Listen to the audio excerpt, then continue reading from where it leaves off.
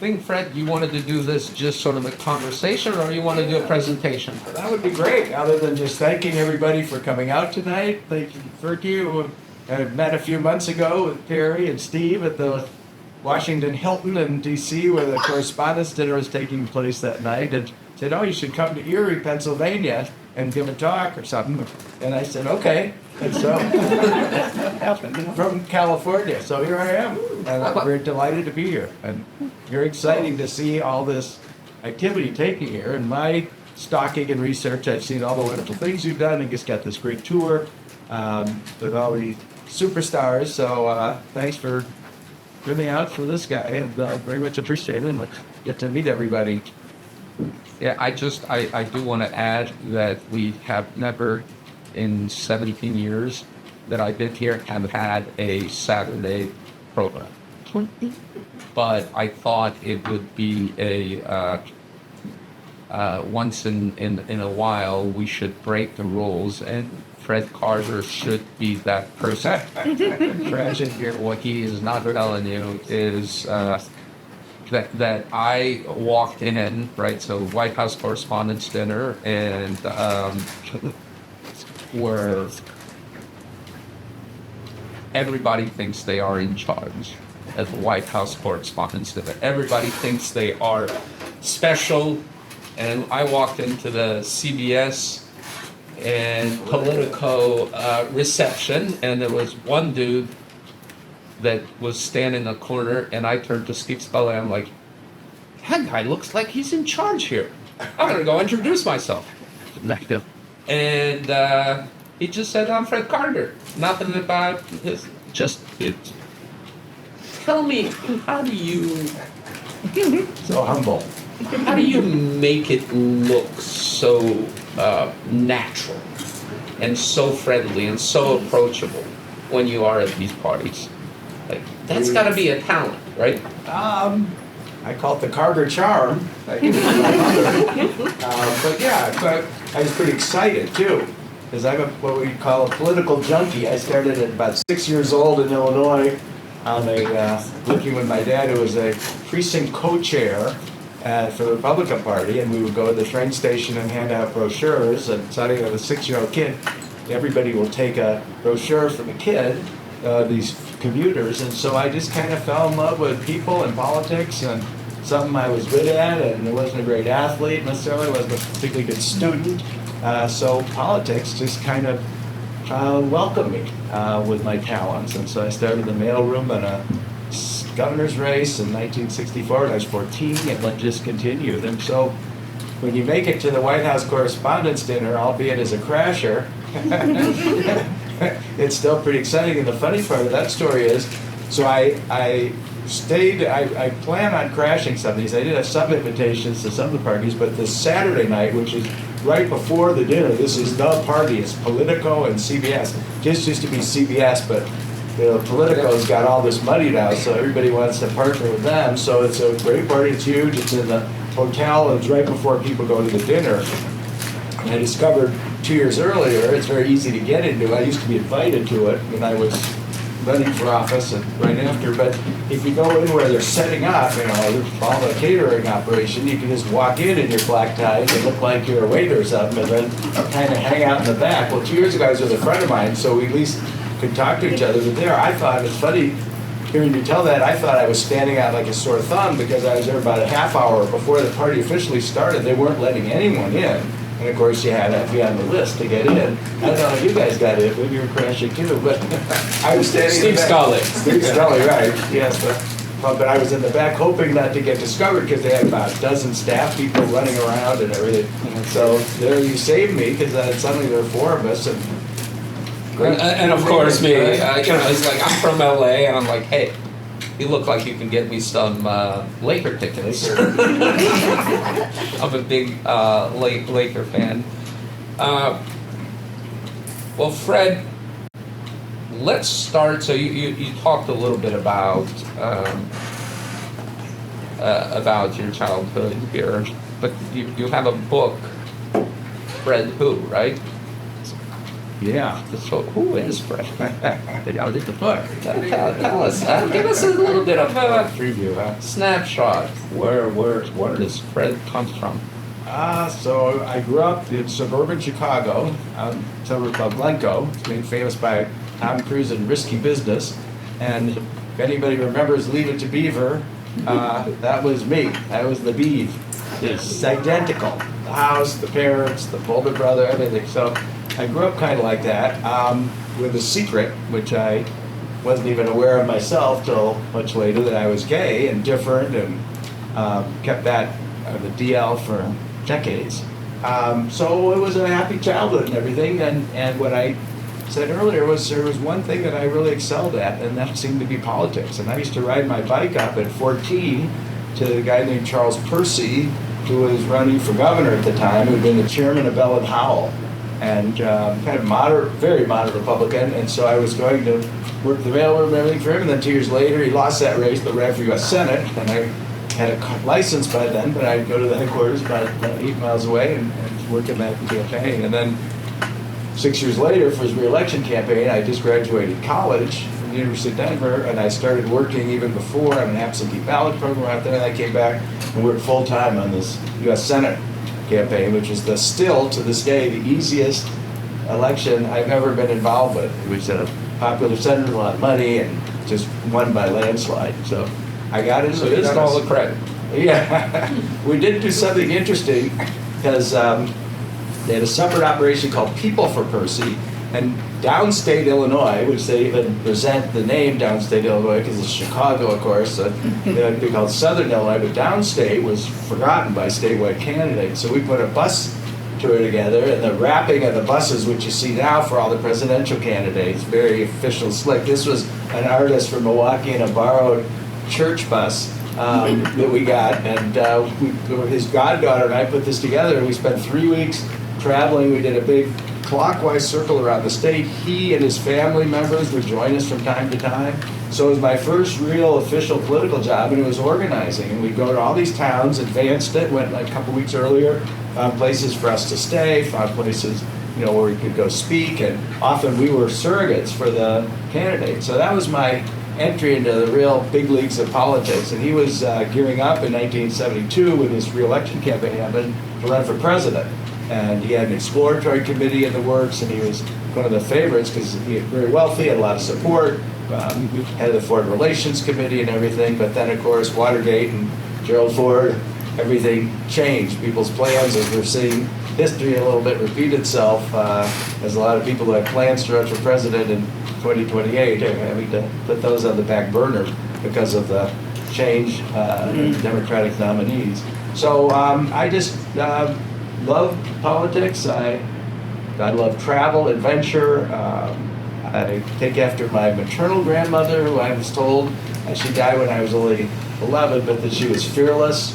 And that's kind of where I picked up my activities from, and even some of the crashing. And I wrote about that in my memoir, Fred Who, and but I distinctly remember this. So it must have been the 1960 Republican convention, year before she died, was in Chicago.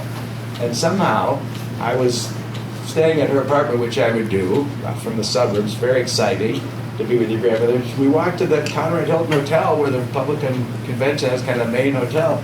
And I don't know how or why, but we ended up at a Barry Goldwater press conference. And having gone into the career of politics, I put on a lot of press conferences, a lot for presidential candidates and presidents, but I've never seen a grandmother and a 10-year-old grandson in a press conference. And how we survived. And she, talk about owning the place, she just took over. Nobody questioned us or anything. And I didn't even know I was crashing, but she was my mentor, I think. And I'm told that I'm a lot like her. So here I am. That's who Fred is. Well, years.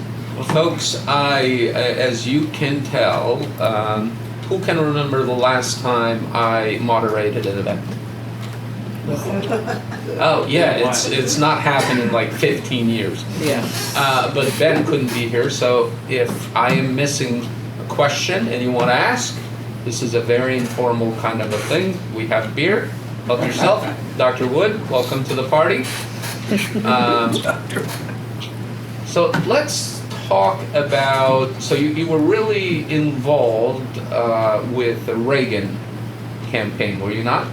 Well, so it's kind of an interesting story there. I moved to California after I graduated college, and then I was an actor for 3 years. That's the former actor part of my bio. But I was tempted to get back into politics. I worked on the Senate race in Illinois, but my excuse to move to California was I wanted to be an actor because I definitely wanted to get out of Chicago to keep my gay secret. So I knew 2,000 miles away would be easier. So I'm out there, and I interviewed at it was a 74 campaign for governor, and they agreed to hire me as an intern, which I learned is an easy way to get a job. If you work for free, you get hired. And it's also the way to see what the candidates like. Yeah, that's how I started. Yeah, it's a great way to get involved in a campaign, and it gives both sides a chance to assess each other. And so I didn't do that because I wanted to give the acting thing a try, but 2 years later, I walked into a Senate race for a guy named Bob Finch, who had been Nixon's campaign manager and Secretary of Health, Education, and Welfare, what it was called there. And so, anyway, and I worked on that, and that became an opportunity because the person they brought in to manage it was a guy named Bill Roberts, and he and his business partner, Stu Spencer, had a firm, Spencer Roberts. They made Ronald Reagan. They ran his first 2 campaigns for governor. Very well regarded, well known. They started the practice of television advertising, which in 1966, no candidates had done that. So they had this actor running for governor, so why not? And then they also started political polling. They started a political polling firm with these 2 Mormon PhDs, and they started political polling. It had been a lot of, before 66, there really hadn't been the polling that we're so used to, for the last 50, 60 years. But then it was just for commercial products and things, things like your Tide detergent. So they picked it up a notch because how helpful would it be to know what the voters are thinking so we can tailor our messages? So Bill Roberts, genius, hired me after the Senate race to work on a ballot initiative, to work on a special election, and that's where I stayed for the next 27 years. So in 1976, here are the 2 guys that ran Reagan's campaigns for governor, were hired by Gerald Ford, who Reagan was running against. And my boss, who spoke his mind and was, just they said, innovator, genius, and really in that field. So he went to Florida, which he'd been assigned to before I was working there, but he said Reagan is not qualified to be president. So of course his former campaign manager, Bill was the campaign manager, saying this about the former governor, it became big news. So of course the Reagans weren't too fond of that, so we were kind of blacklisted for a while. But then back in 1980 we did a little bit for the campaign, and in 1984 we did a lot for the campaign. So I never worked with him directly because by the time I came on board in 1980, he was the nominee. Met him a couple times, but I wasn't, in conference rooms like this. But so we did some of that, but I wasn't as close to him. I was a Ford guy at 76, which there's still Reagan people in California who've never forgiven me, nor will they, who snubbed me. This is almost 50 years ago. So inter-party stuff is a lot worse than the partisan, I've discovered.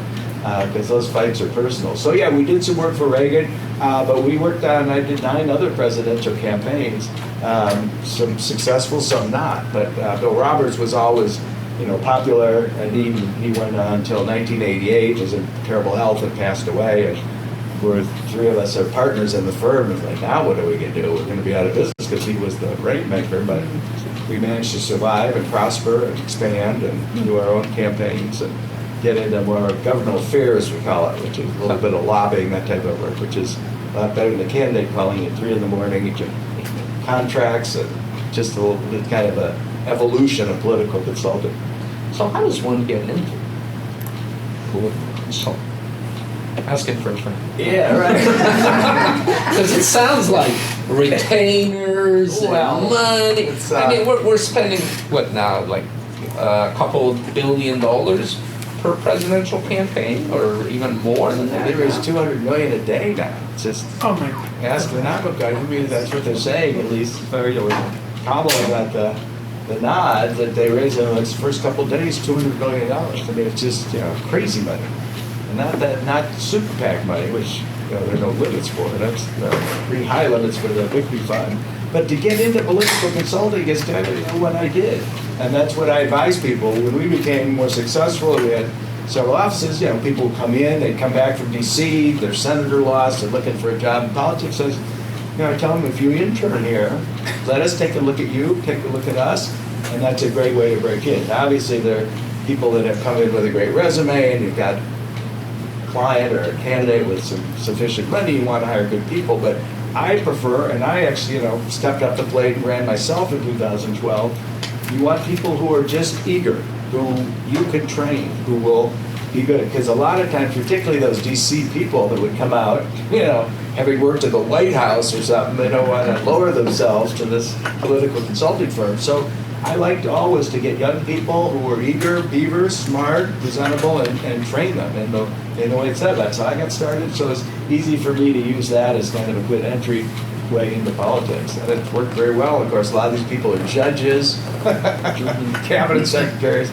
I remember my boss, I'd be sitting in his office and on the phone, Judge so-and-so, Governor so-and-so, we know these people. And now, of course, after 40 years in politics, not quite the Bill Roberts, but run into people. I was just at the DNC, run into all these people in Congress, and senators, so it's fun business for political junkies, which I am. And there is no cure for that.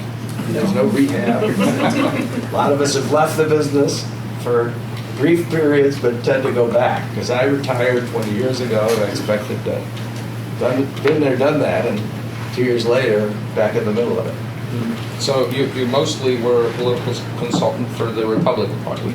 So we did this. Bill Roberts, who was a very moderate guy, and so were we. All the four of us partners, and then when it became three, had veto power over candidates. But his line was, I don't hyphenate Republicanism, meaning firms are generally working for Democrats or Republicans on partisan candidates. They had worked for this Sam Yorty, who was a Democrat running for mayor of LA, nonpartisan race. So they kind of work both sides, but you have to choose sides. So once you're a Democratic consultant, you can't really say, we're only doing conservative Democrats or progressive Democrats. So that would be his line. And we never took really any untenable candidates, but we did have that veto power if any one of us felt really uncomfortable with a candidate. And of course, you get surprises in these candidates, even though you sit around a table like this and say, anything in your past we should know about? No. Are you sure? You're in the military, you get that 3 in the morning call I was talking about. I didn't know you did heroin when you were in the Army and got a dishonorable discharge. So that kind of thing. So it's a great business. It's fun. If you want to get rich, not a good business. There are very, very few consultants who really parlay that and a good living, but it's something you love and do. And another point that I find kind of interesting is that political consultants, because we're not quite as principled necessarily as candidates, where we do kind of have run the gamut, certainly on issues, but can make very good elected officials. And 2 examples I use, this guy Daniels, from Mitch Daniels, who was a lobbyist. He was Reagan's political director in the White House, ran for governor of Indiana, very successful, a little more moderate, mainstream Republican, but he got along with people, got along with the Democrats in the legislature. And then this Haley Barbour from Mississippi, who was a big-time political consultant lobbyist, ran for governor there. Same thing, success with both sides. So not advocating political consultants make great elected officials, but I think it's kind of an interesting background and qualification, because it's not as partisan as we're seeing, our state capitals and certainly DC. So so you had all this research, all this information that you worked for decades and decades. When was the moment when you said, I wonder if I could get in the political arena myself? Talk about that. So it's a long time in coming. As I mentioned, I was gay. I moved to California to keep my secret. I did a pretty good job of that. I didn't tell my parents till I was 41. So about 20 years after I figured things out and had a great relationship for 11 years, lived together, but when one family member would come from his family or my family, one of us would move out. Pictures would come down, clothes, because he was bigger than I would be hidden and stuff. So, really great for your self-esteem. But then when that was over, we actually had a very nice life together. The dog, friends, travel, both with careers and everything. And so I was always behind the scenes. In 1978, we had something called the Briggs Initiative, which was a big deal. It was Anita Bryant had kind of crusading around the country against gay rights, and so she and this state senator, John Briggs, who were awful Republicans, as even been produced in California, put on a ballot initiative which would prohibit anyone who's gay or lesbian from teaching in the public school system, creating witch hunts and just terrible thing. And it was ahead, of course. This is 1978. It's ahead, 2-1 in the polls. So I figured this has to be bipartisan, because in those days, Reagan had been governor, Jerry Brown was governor then, but it was back and forth, but it was not as blue a state as it was. This has to be a bipartisan election. I was 28, but I had some experience, so I knew we're going to have to get Republican opposition to this terrible initiative in order to get some Republican votes. And so I funded a co-sponsorship of this first event. George McGovern was the speaker, because not many people would come out to raise money to fight this anti-gay initiative. And it was on behalf of the Los Angeles County Republicans that I got to endorse a no vote. But I was actually outed because I had given the contribution and has to be reported. And so that drove me back in the closet, because I thought I could jeopardize my career. So I was always frustrated. I was always thought I'd be a good candidate, thought I'd be a good elected official. Charm, caring for people. I just thought it's something I would love. Well, I like the campaign side more, but I knew I could never do it. It's just one of those unfulfilled dreams I had. Cut to 2004 when I retired, and I was like, now what?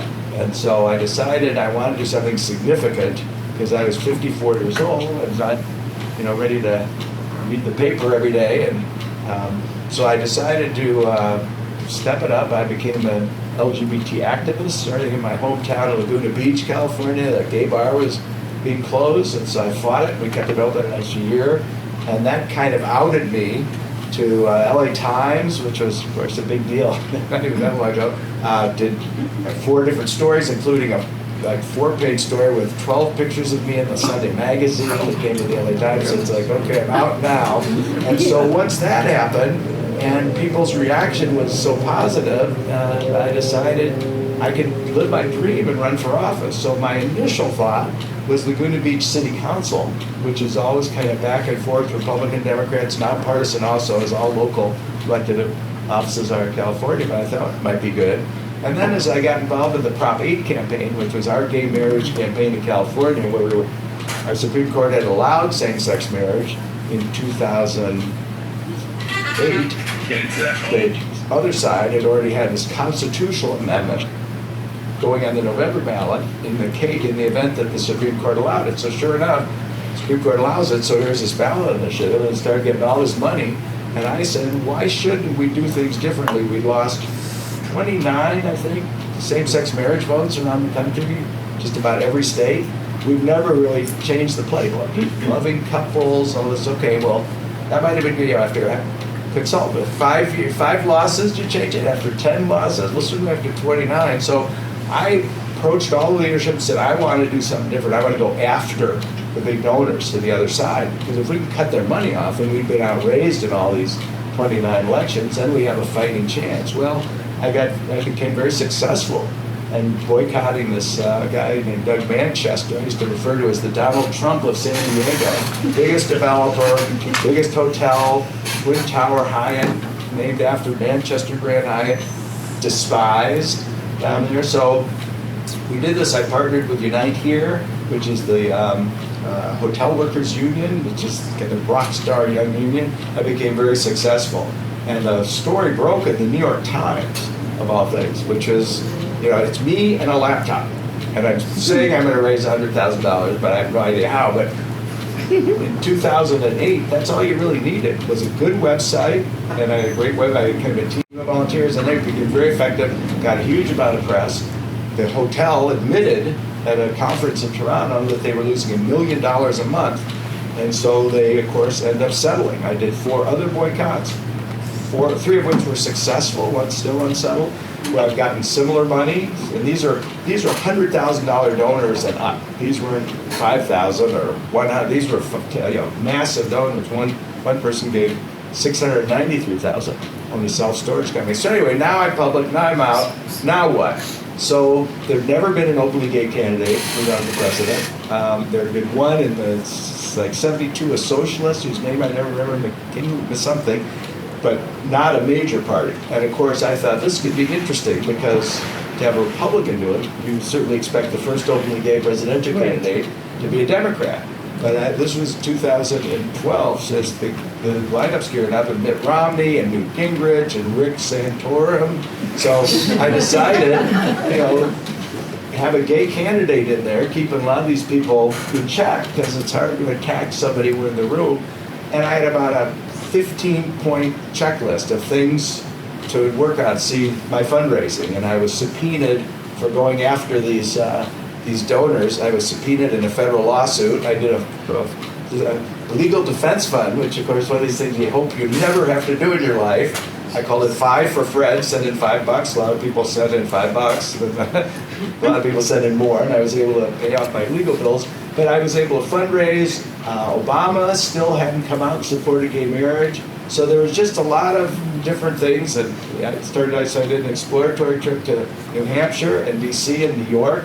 And I went to D.C. and met with a lot of the kind of more moderate Republican pro-choice groups, a lot of the gay groups and everything to see what their reaction was. And of course, everybody was pretty nonplussed. I said, just two things. One, just, watch what I do and just kind of sit on the sidelines. And, I'm not asking for your endorsement or anything. So it started going well. I went to New Hampshire and I got, and I talked about this in my memoir, but I went to the University of New Hampshire. They have all these schools now, the LGBT alliances, gay straight alliances, and I spoke to the one at the University of New Hampshire. And it was a room probably half the size, about 30 kids there on the floor, and I crashed their meeting, and they said I could have 10 minutes. And so I told my personal story, and I started getting lots of messages on Facebook, and went the next night to Dartmouth to the GSA there, Gay Straight Alliance, and it was I guess the push. I thought differently of it after New York because I wasn't getting the best reaction. First of all, the Republican Party was not thrilled at all, and the LGBT community, which is heavily Democratic, not thrilled at all. So I really, your two places where you go for some support were not with me at all, particularly at that point. So I threw caution to the wind and put a team together and ended up funding a lot of myself, because I know those of you who've done fundraising, even if it's for another person or cause or something, it's difficult, particularly asking for money for myself. But we put a team together, and the one strategy among many was to get into a presidential debate. And 4 years earlier, I think there had been over 20 debates, and you get one rising star, and so I tried like hell. And they have what's called pre-established objective criteria. And you think the parties do it, they didn't. It's the networks that do it. Mm-hmm. So CNN, Fox, ABC, and the pre-established criteria was that you'd be at 1% in 5 national polls. So okay, that's what I need. So I got to get my name ID up. I want to try and get as much free attention. I don't have big advertising campaigns. I didn't raise $200 million in 2 days, so I got creative and did a lot of stuff, which is in my book, and got some name ID. Actually ended up with 1% in 5 national polls. I was ahead of Newt Gingrich, who'd been speaker and well known in polls. I was ahead and tied with Santorum in many polls. We're all like 1 or 2%. And I ended up spending the next 2.5 years of my life full time. I had a staff with me. I had a communications director who was actually on CNN and MSNBC practically every day. Rita Shah, one of these young people who was a congressional staffer. She wanted to get into politics, and she was my communications director. And just young Indian American woman who was from West Virginia and just loved politics and did it a very low fee. And now it says former senior consultant on a presidential campaign. Well, that was mine. But we had a great young team, and then a lot of volunteers. We had an intern, and then more. And so I just positioned myself in New Hampshire, where I knew I might have a shot, because a lot of, it's like 46% of the voters are registered as independent there. So I called myself an independent Republican. I was pro-choice. I was very moderate on social issues. Believe in balancing our budget, but I did pretty well there. And then the other state was Iowa, and I knew that if I went there in these early states, that they're hungry for news on the presidential primary caucus, because that's what makes those states important, and the political junkies there, and there are lots, and the press are very, very interested. So the first time I went to New Hampshire, this unknown guy, never ran for office, I've been a consultant my whole life. I got a tremendous amount of press. They had one TV station in Manchester, Channel 9, but then outlying areas, newspapers, and then Des Moines, they couldn't get enough of me. I'd have a press conference, and everybody, all the television stations would show. I was right by the Capitol. So I was getting this press to get my name ID up, finally get the 1% in 5 national polls, a little help from being a little creative, paying for a couple of them myself. And then Fox News said, I sent the letter to Rupert Murdoch, and Roger Ailes said, all right, here are the 5 polls, because they had a certain number of the polls that they had mentioned that they wanted to use, not just any other polls. So anyway, I said, then where do I show up? So they turned me down, of course, and that was my hope. And who knows, I might have a Secret Service with me or something, because this Herman Cain was running in 2012.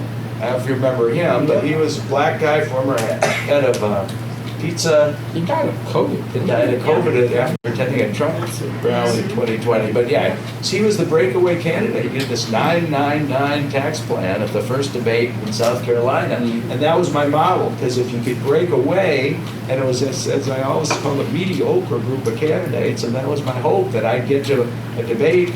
But I would go, I'm sure, and I'd heard the Romney campaign, who was the front runner, and obviously going to be the nominee, because nobody could come close to him, and I said I was getting in to, point out some things about Romney. So my guess is, and what I heard is, his campaign said, Carter's in, I'm not. And so I was squeezed out and never got my chance, but I stuck with it. I was on 6 primary ballots, starting in New Hampshire. I beat Ron Paul in Puerto Rico for a week. This guy had $40 million and had been in every debate.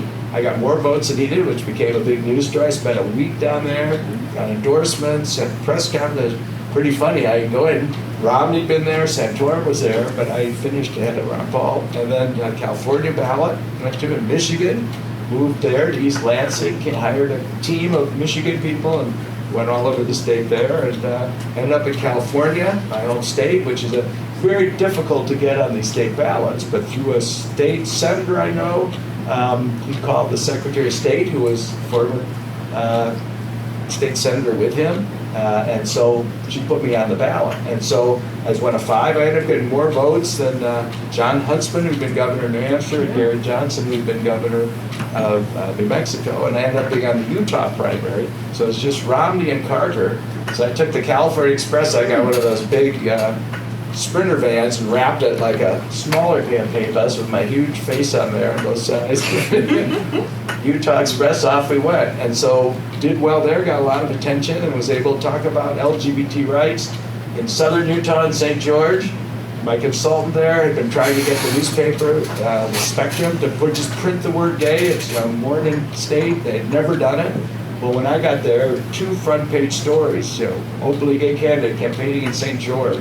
So just, you never know what happens. The people I would meet, the press, and a lot of international press, which was really kind of interesting to me, which makes no sense for somebody who's trying to, get into a debate and be in New Hampshire and be in the running in these states. But I knew what I was doing. I had a bigger audience, which was today these gay kids, as people would point out, a lot of adults too, that you can do anything. You can even run for president of the United States. And so it was really interesting to me. I was telling Turkey, the first Jewish Republican next. Yes, I went to Israel, and I was feted like a visiting head of state. Formal meetings because Obama had just come out a week earlier saying that he thought Israel should return to the 67 borders and all that. So he was not too popular at the time. So here comes this Yahoo from California, and I've been active a little bit in Jewish Republican politics. So anyway, meeting with the foreign minister, informal meeting in his office. You know, I kind of did this on a lark initially, and suddenly I'm sitting and having a very strict policy discussion with 3 ambassadors. I had my Jewish outreach director with me from Los Angeles, and we're having kind of formal policy discussions. He served coffee and everything. And then the interesting thing was, after the meeting, and he pushes his papers, I said, "So you were an actor? You were on Macmillan or what? Tell me about it." But I found out the real reason I was there, this guy is kind of interested in Hollywood. But wherever I could go, I went, and I was welcomed, and it was just, a surreal experience. David Frost interviewed me. Interviewed Richard Nixon by remote, and I kind of laughing throughout that interview because you find yourself in this position where you're being taken seriously, which is my whole goal. But I was just in state of shock. And he even asked me, he said, "So would you consider Sarah Palin as a running mate?" Because David Frost was asking me if I would consider, So I was treated like that, and I'm thinking, some gay kids around the world watching this. This was on Al Jazeera, actually. Watching these interviews, reading the newspaper in Germany, seeing the Israeli press and stuff, front page of the Jerusalem Post with a picture. They treated me much nicer at my hotel after that story came out. So it was a surreal experience, and it was, a lot of people, "Oh, I never heard of you." Well, I was in 6 states, and that's 7, counting Iowa, and that was it. I didn't really campaign elsewhere because I knew my targets. When I get on a primary, which is very difficult, we'd move our whole operation to Michigan or to Utah or wherever, and it worked. But the way to do it, of course, is most candidates, like President Biden, he ran 4 times before he got elected. Reagan ran 3 times. So had I really had the desire, overwhelming, I'd have stuck around and gone again, and maybe taken down Trump in 2016. But who knows? I just was curious what nickname he'd give me. So let's. We still have to talk about the party crashing. So we'll talk a little bit about politics today. And you saw RFK Jr. just drop out. You've got the Republican Party, which has, if you watch the Republican National Convention, you didn't have a former president there. You didn't have any of the big names, no Cheney, basically no big name of the old Republicans were there. Is the Republican Party now the party of Trump completely? Yes. Are you still a Republican? Talk about that. Yeah. Trump-Republican Party, I call it. We did a very successful hostile takeover. First, I get the nomination, the RNC, everything. And so all the reasonable people have left. And it's very sad. And I go to D.C. and look at the Capitol, what's happened? All these fine people I'd worked for and admired, and great, people. John Hines, I went to the museum today in Pittsburgh, and I was a huge fan of his. The moderate kind of Republicans who got along and actually helped lead the civil rights movement when the Democratic Party was against it. So everything's kind of flipped down. Yeah, it's very sad. I stayed Republican. I ran in the Republican primaries to send a message. And I would always call myself, so I said, independent Republican, that you code for moderate. And so that's what's missing. And certainly there's always room, as Bill Roberts said, I don't hyphenate Republicanism. Well, we do and did, but it's just a sad state of affairs. And so I know it'll recover. We'll see what happens with the election. But I suddenly reading about Pete Buttigieg, who I had heard of when he was mayor and then came out and all that, but didn't really even register. And then so I wrote a book and was going to run for president. So bam, this would be the second openly gay candidate for president. So I sent him an email to his mayoral email address, and it bounced back and said, "If you have a sewer problem with the city of South Bend, a catheter tree." So I thought, this isn't going to work. So he was speaking at the Brooklyn Library. This was February of 2019, and I spent a lot of time in New York, so I'm back there. I'm going to this thing, and I would try and get an introduction or something. So the guy who I had known, who was a big reporter, columnist with the New York Times, Frank Bruni, who's gay, who I'm friends with, and is being the moderator for Pete. Hey, this is my new job. Yeah, very good. And so I thought, all right, Frank, can you give him the heads up that I'll be there. I'd love to meet him and all that. He says, yeah, done. So of course I get the email that Frank had sent to Pete. That Pete responded to me. You're well aware of your candidacy. Look forward to meeting you and all that. So I show up on this freezing February day in Brooklyn, and we bonded, and it's to this day, and I see him probably 3 or 4 times a year, usually just running into him at events. There's this connection, and a couple times he's actually gotten a little emotional. We're the only 2 who've done it. So I, as a Republican, which I was when he ran in 2020, worked very hard for him, and it was a great press story, and I got a lot of attention because a lot of journalists reported that he was the first openly gay major party candidate. And you've heard just a little thumbnail of what I did, and I've gone, they're trying to erase me because I was a Republican. I ran as a Republican, and here's their chance. And he got this once-in-a-lifetime candidate I call Pete. And so I put together something called Truth Squad 2020, and we were in charge of, and I hired 2 different people, kind of young, almost interns, to go, not good if I did it, to send the New York Times an email or call them or drop by, whatever, to say, this is not true, and you do not rewrite LGBTQ history. And I was a lawyer, everything we did. So I, on Google Alerts, you can find anything out, and so as soon as I'd see these things, we'd be on it, and we'd surround them, and you'd get emails and as much information as you could get. The New York Times, believe it or not, did 5 separate corrections. In the 30 years I worked as a professional consultant, a lot of what I did was communication, so I'm dealing with reporters all the time, which I love. And no more fun thing for me to go out for drinks with a reporter at the end of a long day campaigning, because they're bright, interesting, political. So I never once asked for a correction on behalf of a candidate. Why? Not a good idea. I don't like being corrected. Certainly journalists don't like being corrected, so you just let it lie. But anyway, so this time I figured I got nothing to lose, so I went after him very aggressively, privately first, didn't want to embarrass him, so we'd go directly to the journalists or the editors, or something, and if I didn't hear anything, right to Twitter or Facebook or something, and suddenly they'd come around. Very successful effort, but that got me a lot of press. Including Politico, which said a journalist who's now the new president of the White House Correspondents Association, Eugene Daniels, came up with a video camera to interview me in New York about this confusion, and ABC and NBC, and I did a bunch of press letters. And finally, this guy who had covered me with the Los Angeles Times when I worked a few years, Mark Barabach, I copied him on a couple of these things because some people had worked at the Times, now with the, other Chicago Sentinel or something, so they would, know that this is legit. Anyway, he finally wrote a big column and said, sorry, Pete Buttigieg, Fred Karger was the first openly gay candidate for president. And Pete never, ever indicated anything else, but it was just for these journalists. And so the New York Times, 5 separate corrections. I have them all, of course, and probably 60, 70 others that we found from all over the world. And so the new thing we learned is that you can also, the Society of Professional Journalists has a code that if you do make a factual error,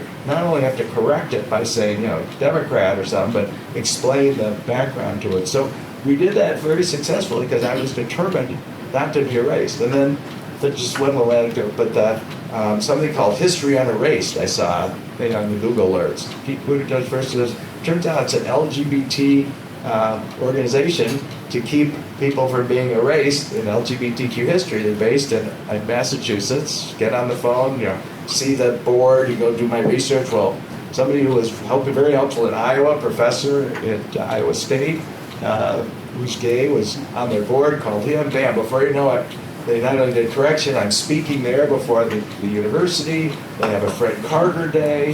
They've done interviews and everything. So, it's turning things around, and it's important. And you can tell I'm a fighter. I went up against these big entities, but when I'm treated properly, I'm going to fight, and I think it's a good lesson for everybody. And that's something I took to my campaign. Came here to Erie from the James State. Did you go to the RNC or you did not? No. This is my 17th convention, national convention, and I know I don't look that old. I've never been to one, so there's that. So where is it all going? Did you feel any better about what's going to happen in November after this RNC? I think there is such a divide between watching, because I watched both of them. Just a lot of times it seems like we're not even speaking the same language between the two parties. Where is it all going? Is there going to be a third party emerging? Is there going to be?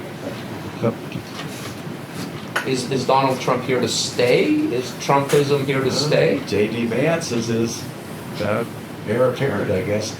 It's a sad state of affairs. That, he's the master. So what? I used to tweet Trump reality show season 1. That was the election. Trump reality show season 2 was crazy first year, and we are now in year 10 of the Trump reality show. And don't forget, he started running, and then he has just taken over the news cycle, not just in this country, but the world. And so we talked about him.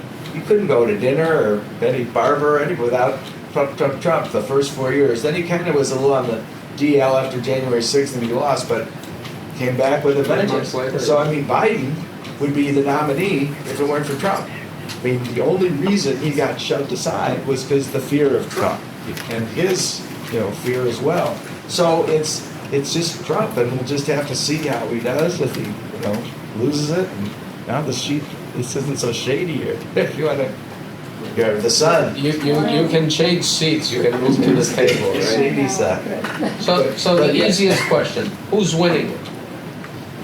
As I've said, every election. Political consultant, you gotta give us a side. 50 years, whoever is the nominee has a 50-50 chance. And once it boils down to two candidates, it really is, because anything can happen.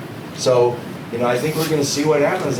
Kamala, when she ran 4 years, and I was a big Biden supporter. And by the way, in 2020, I did switch to what we call in California, no political party, independent, to vote for Pete, because you can't vote in California for a Democrat if you're a Republican. And it was time for me to switch after 49 years as a Republican, fighting to move it, the kind of big tent and everything. So we'll just see what happens. Kamala, when she ran 4 years ago, and I'm a big fan of her, she was Attorney General, very popular, thought this is going to be great, she's so smart, and then she was just a bust. The debates and everything. She didn't even, I looked at her, where did she finish in Iowa? Biden finished 4th. Pete won Iowa, which I was very proud of. I didn't go there, but I was supporting him. I was on his National Finance Committee. I got very involved in the campaign. But, she was dropped down 2 months before Iowa. She was a bust. She's a U.S. Senator. She just didn't wear well. So I'm thinking Biden, whom we know, the only person to ever beat Trump. He knocks off all these primary opponents, and he's just unstoppable. But wiser heads prevailed, and so he stepped aside. We've got to see how Kamala does. And so far, a month into this, she's been phenomenal. How you take a presidential campaign like that, even just getting the signs printed, let alone everything else they have to do. It's just a balance, everything, So, and pull off the DNC within 4 weeks, and that was flawless, I thought. And glad you watched, interested in your reactions and stuff. But they did it, they pulled it off. I don't know how you do that. Normally these things, Biden was working on the re-election for 4 years, or 3.5 years anyway, as soon as he got in there. So we'll just have to wait and see. Well, we could talk about politics for another, because you've got foreign policy with Ukraine and Israel and what's happening in places like Sudan. There's a lot of things we could talk about, but you also have another profession that you wrote. We're going to start with Liza Minnelli. How did that go? He's talking about the crashing, which of course, it was the first big Washington Post story that ran on my campaign. The reporter came up to New Hampshire for 3 days to follow us around, which scared the hell out of me. I'm like, Kevin, are we ready for the Washington Post to be with us for 3 days, driving in the car, no press bus or anything? But we pulled it off, and he wrote an enormous story that was spectacular, which gave me the most credibility in New Hampshire. It didn't take me seriously. And suddenly you've got a Washington Post reporter with you. You're legit. And he was very good at pointing that out to everybody because he's so interested. He'd go up to people and say, "I'm going to watch the post, what do you think?" So the word got around a little state quickly. But he called me crashing the presidential campaign, which I basically did. No candidate gets drafted. It's a personal decision. Usually they like to think that, but it's somebody making that decision. But since I'd never run for office before even, I was kind of crashing that. But it's something I started with my grandmother, as I mentioned, at 10, and I just kind of picked it up. And it was a challenge for me, and I love challenges. And so when you see a wall, how do I get over it? And so I started doing that in college. We go like date night or something. We had like 3 couples, and we go crash the rodeo. I'd have a picture of a guy if I took out the newspaper and say, have you seen this man? And no, and so okay, we're looking for him. And they'd let us through. So whatever kind of story come up, even when you're a kid. So that leads me to this. I'm doing a fundraising project for my fraternity at the University of Denver. We're trying to get celebrities to come to our dance marathon for the Speech and Hearing Center. So fraternity brother and I went to Los Angeles, and it turned out to be the week of the Academy Awards. And I'm 22, spring break. I procured some letterhead from NBC the summer before. I was on the Tonight Show doing impressions at 21. But all the stuff's on YouTube. There's some fun stuff. This was the Johnny Carson era, but it wasn't Johnny Carson. It was Joey Bishop, who was his main substitute. But I was on for 3.5 minutes doing impressions from the audience. But anyway, so we got letterhead the next day. So in the spring, I was able to write a letter introducing myself and my fraternity brother as the nephews of William Sarnoff, who was the CEO of RCA, which was the owner of NBC, who was broadcasting the Oscars. So we got these all clear badges. So that year I was on the stage for the closing of the Oscars because we kept pushing it. Oh, can we go there? Can we go there? And security would jump up. And Charlie Chaplin was making his big return. He'd been exiled to Switzerland for being a communist or a communist sympathizer. So this was his big homecoming. There's really no bigger star in the world. And this is his big coming back. So we got on the stage for the closing because I just took the badge off, and it was for Academy Award winners and presenters. And it was the first year they did that. They wanted this dramatic backdrop, kind of like the candidates do with the people behind them now. They wanted this for Charlie Chaplin. So he comes out, and I'm standing there, just, senior in college.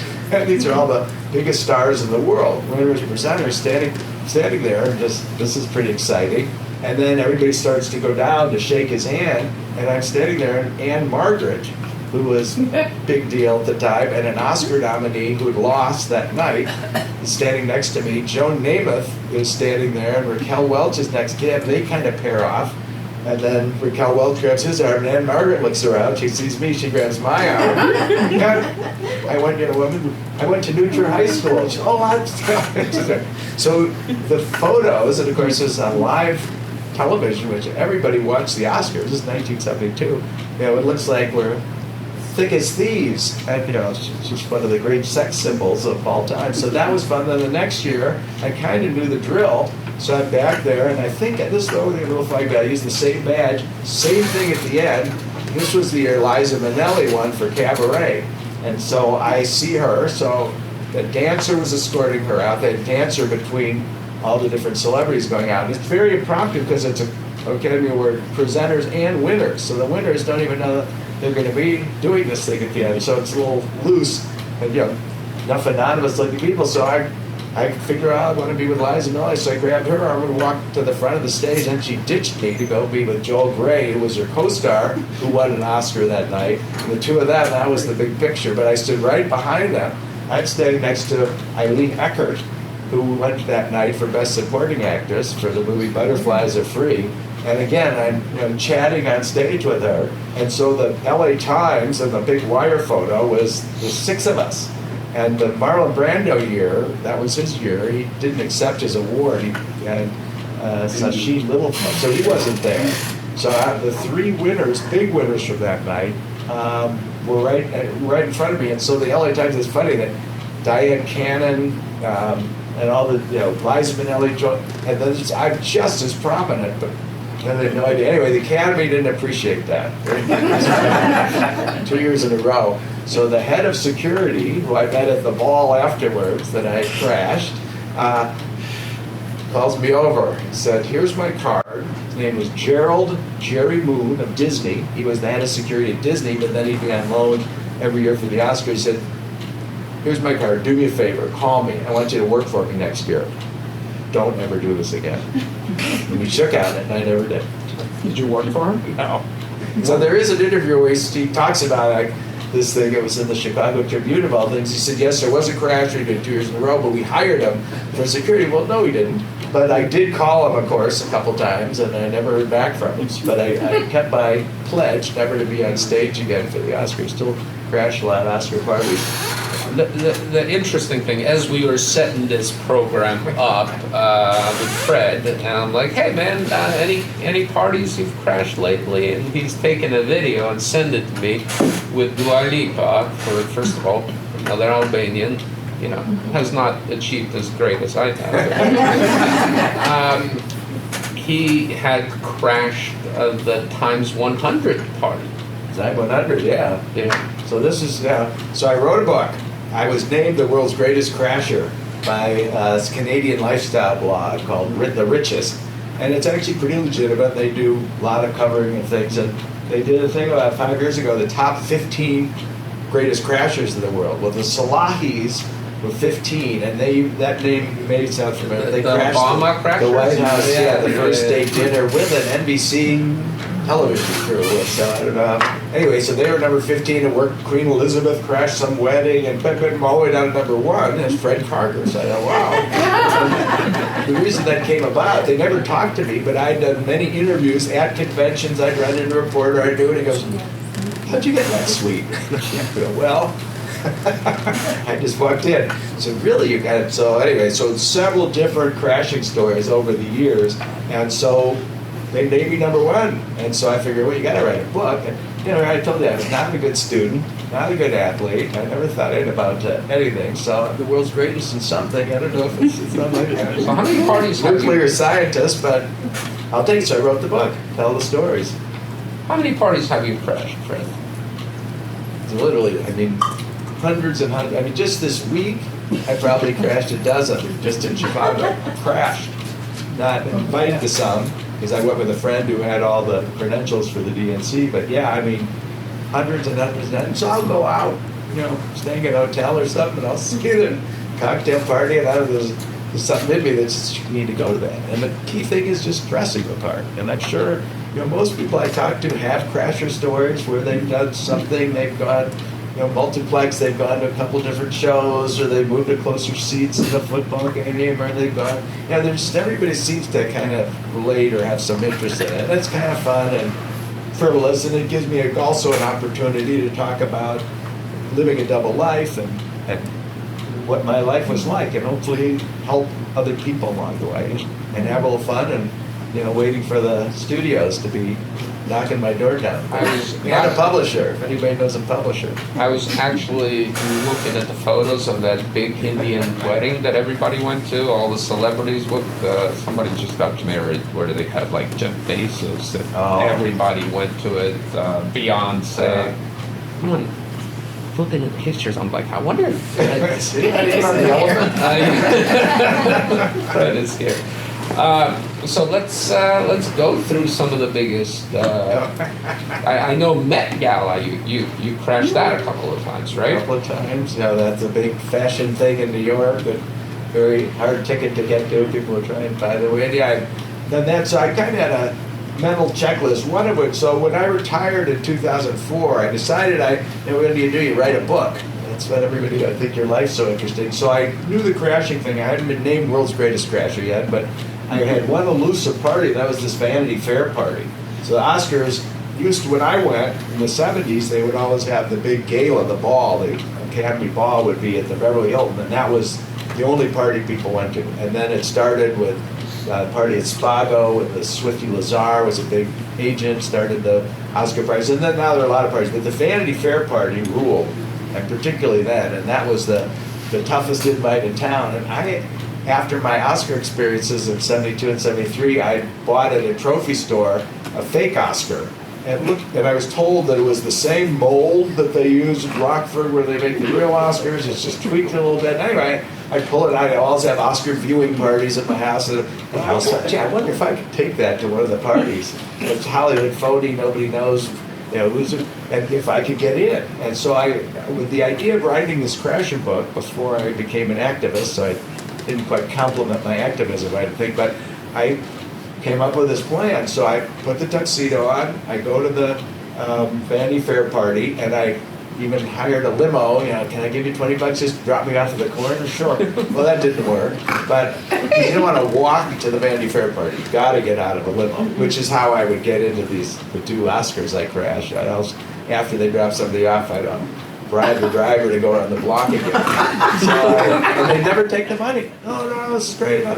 So anyway, this thing, I go there and I'm like, how do I plan this? The whole area is cordoned off. They've got cops everywhere, the people all around. You can't just walk through this. So I see these 4 kids on the street, 3 girls and a guy, all dressed up, and we're chatting. And I said, you going to the Vanity Fair party? And they said, no, are you? And I said, no, but I got this. And I had the fake Oscar in a brown paper bag, like you carry some alcohol or something. And I lifted it up like this. I said, no, but I've got this. So before I could even say anything, the guy in the group picks up the police tape, and they all go under it. Go, come on.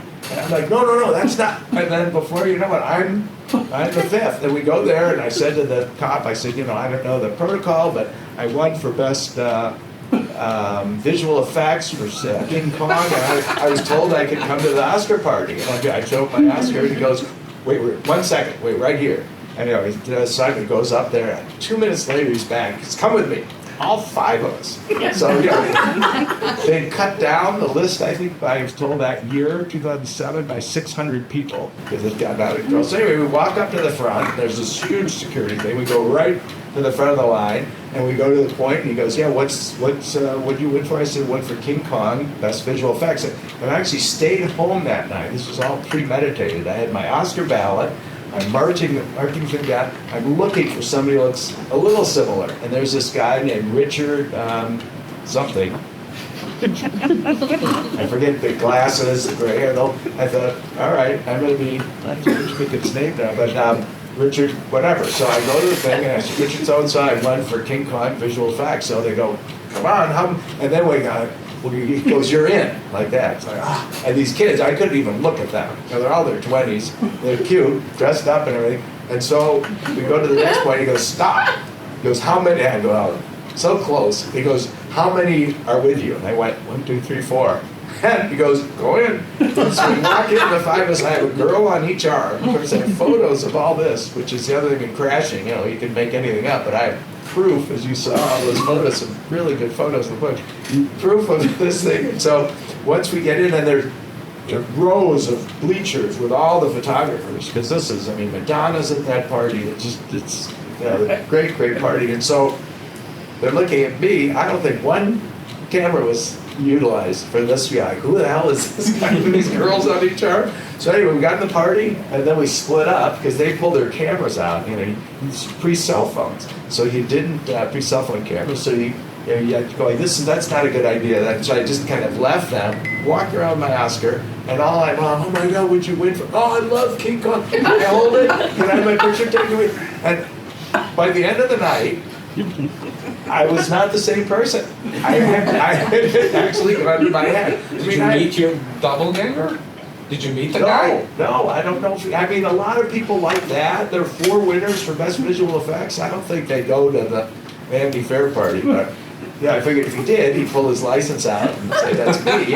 They would have forgotten me by then. But it was a surreal night. And then my last, and I got a picture with Lauren Bacall, who'd been on that night, drunk and messy and embarrassing, and I went up to you, were great, I love, can I get you a drink? Sure, vodka. So I started to feel pretty good, and then I held the best Oscar for Crash. A friend of mine at PR was kind of babysitting the Oscar, the best picture Oscar, and so the other night I'm like, I gotta get a Jake Gyllenhaal picture.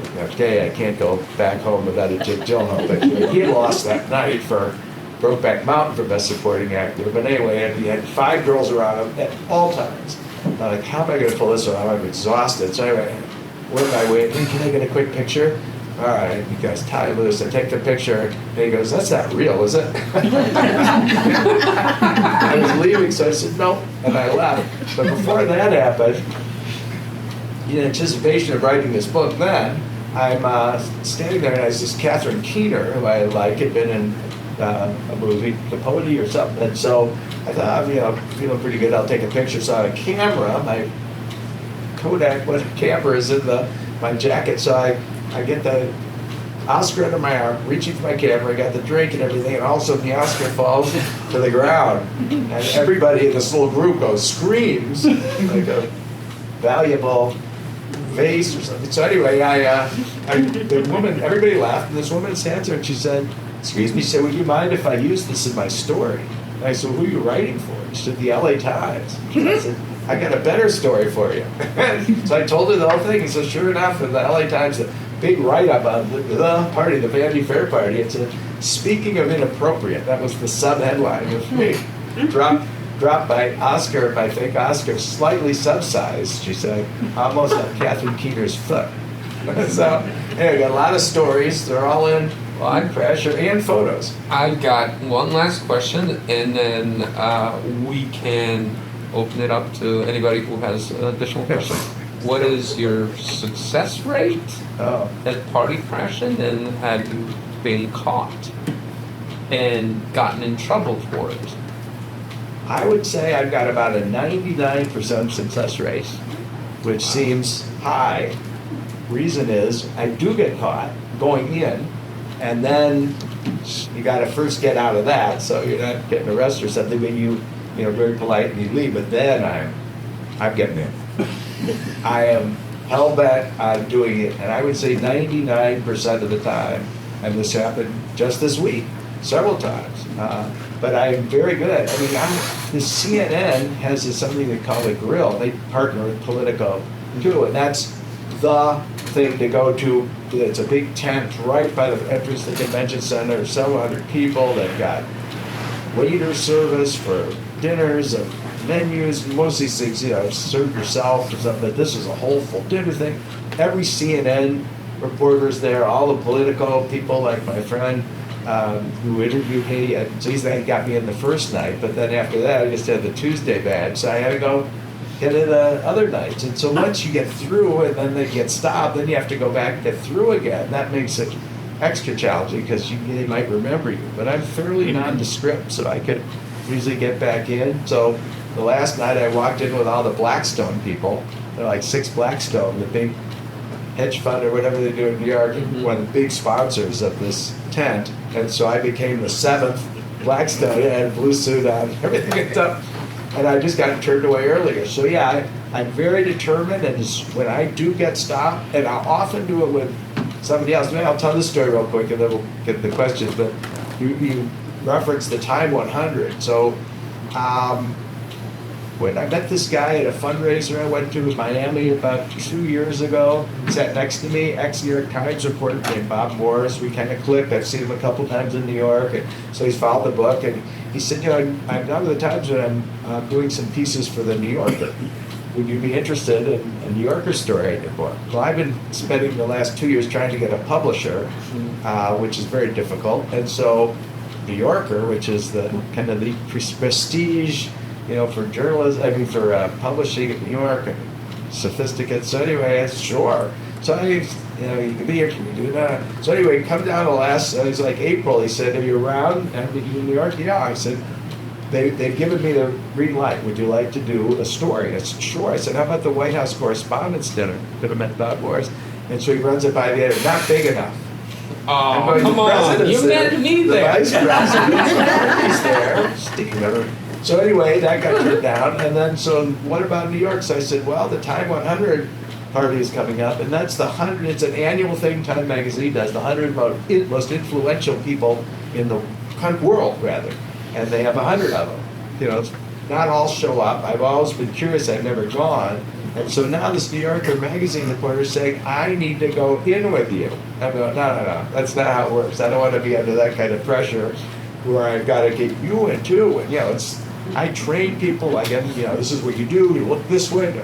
And so anyway, I'm going, all right, well. You folks didn't know this is actually the reason I brought it. I want to break into some of the parties I'm not allowed to go here and here. Take notes. But he shows up an hour late. I'd gone there 2 days early to kind of get the lay of the land. I'd never been. It's at this Time Warner Center. I figure things out. I got a credential to go to this Jane Fonda presentation the day before. So I've got a whole entry plan and backup plans. So Bob Morris shows up an hour late. So 2 of the plans are gone. This one entrance, which is through this office, is now locked with a guard. So anyway, we were looking, and I see all these waiters going back and forth from the section where we are, which is not in the party, carrying appetizers to the cocktail party before the big dinner. And so they're all wearing black pants, black shirts, black ties. And so I go, let's go to H&M, which is in this building, which I had seen from when I was there 2 days earlier. So sure enough, we're trying out these black shirts, and we both got black shirts, ditched the tuxedo jacket, hung it up, and then put the black shirt on over our white shirt, and then retied the black four tie, go back up to this level. We go to the catering office, come out with a tray, and in past the security guard had stopped us once before, now as waiters, into the party. So, and those kind of parties, all those black tie, they're not as, you see everything. So the fact that we had the black shirt on could be a guest. But anyway, then we have to get into the dinner. And if you read the New Yorker story, which did come out, it was supposed to be 3 months, but they ran it the next week because I guess they loved it so much and it was topical. So sure enough, we're right in the party, and then we got to get into the dinner. Well, so he goes through, not quite accurately reported in the story. He got stopped. I'm kind of checking things out. How do you get into the dinner? Well, they're all wearing wristbands. Don't have wristband. And so we don't even have a tuxedo jacket on. And they're getting into this dinner, and they're, kind of a crunch of people. Only 2 people checking, like iPads, wristbands. Excuse me, so just to go in the center. So I now kind of trained, so right in the center, and both go into the dinner, and what he said, kind of like a skateboarder hopped up the different levels. One table all the way in the corner, where they had some empty seats. I said, oh no, please sit here, please sit here. So we both sat there. It's kind of a catch-all table. And then he wrote this brilliant story, very good writer, very funny, and talks about every named person there too. And thinking, how does Time Magazine react that the New Yorker has its reporter? He never quite indicated that he was there, but how would he know all the detail, what the menu was, what people were wearing, if he wasn't at the party? So the New Yorker, a competitor, he crashes the party along with this trasher. So anyway, it was a great story. Got me 3 agent interviews for a literary agent. One was CAA, another was APA, and there's one other one still to work. So kind of brought some life to my hunt for a publisher. And so this publicity, which I argue when I meet with literary agents or publishers, this is unlike many books that, the well-known authors, they get suppressed, but this is an interesting subject. I've done a lot of television. I kicked it off in Australia. I was on the Today Show there, which is their version of our Today Show on their ABC, Australian Broadcasting Company, and they had me on for 5 minutes. I did it on LA, California NBC, called California Live, which goes San Francisco, LA, San Diego. So, and they're softball interviews. You read David Frost, all these other interviews I'm used to politically. They want to trip you up, or they're asking tough questions. This is just fun stories like this. So it's been a great joy, and I love doing this and, getting the word out, and hopefully it'll be a movie someday. I got to add it. At the White House Correspondents' Dinner. So we were upstairs. I have no idea how he got downstairs, but I kept trying. You got an extra seat? Yeah, he shows up at our table. He's like, "Hey, you got an extra seat here?" Because they can't seem to find my spot. Because he hadn't told me he was crashing it until after the party. I'm like, "No, man, we don't have any more seats." But I'm like. He went he sat almost at the front of the place. Not only did he crash it, but here's me all the way in the back. You had a great table. No, you had a good table. You were right by and he Scarlett goes Johansson. Yeah, no, I couldn't get to her. He was pretty close. Yeah, Harry did, but not me. Harry Scully didn't brought tell me up to that table. That was Scully that But it trick. was funny because, so yeah, there are no seats. I mentioned before that, 3,200 people this thing. I've been there 2 years, so not one empty seat. So this year, of course, no COVID and everything, so no empty seats then. But I see in the front where I'd gone, you can go all the way to the front, to the right of the stage as you're facing it, and the president and everybody's just right down the head table. And then I saw they had about 10 folding chairs set up. So I asked this woman, I said, anybody sitting here? And she, oh, no. And she cleared her stuff off. So I'm sitting down there. And if you extended the head table off stage, that's where I was sitting. And so, I started talking to these, we're in the White House press office. Like, all right. I said, no, I said, don't you want, and they had boxed dinners, which was great, so I was able to eat, because otherwise you're famished at this thing. And I said, can I get anybody any wine? Oh my God, I'd love a glass of wine. I'm out there, I have 3, come back with 2 reds and a white. And so I'm in like Flint, and I've got great videos, and you can just, it's like, sitting down, shooting right down here. There's Vice President, the President, Colin Jost, the whole thing. So yeah, it was just, it was one of those situations that turned into a luck and timing a lot too, but also being aware and having been there before.